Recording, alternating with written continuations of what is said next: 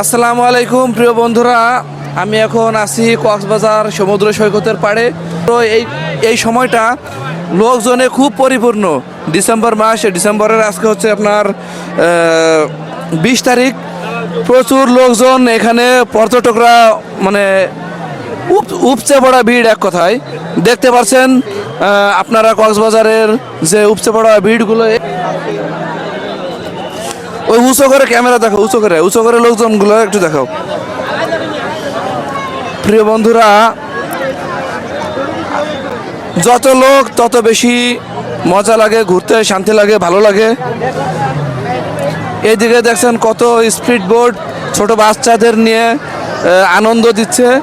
খুব সুন্দর একটা আনন্দ ঘন মুহূর্ত এখন কক্সবাজার সমুদ্র সৈকত পর্যটক কেন্দ্র।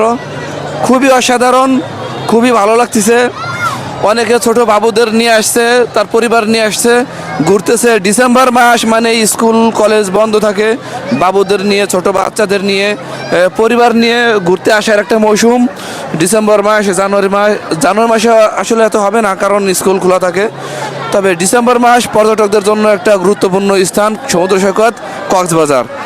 তো প্রিয় বন্ধুরা, আমি চেষ্টা করব, আমি বলবো সকলের উদ্দেশ্যে, যদি আপনারা একটু সময় পান ঘোরার মতো, তাহলে জীবনে একবার হলেও পরিবার নিয়ে একটু আসুন, বা একা আসুন, বা ঘোরার জন্য কক্সবাজার সমুদ্র সৈকতটা আসলে খুবই গুরুত্বপূর্ণ একটা জায়গা, আপনারা সবাই জানেন। আসলে মনের একটা শান্তি, আত্মার তৃপ্তি বললে ভুল হবে না কক্সবাজার সমুদ্র সৈকত পর্যটক কেন্দ্রটা।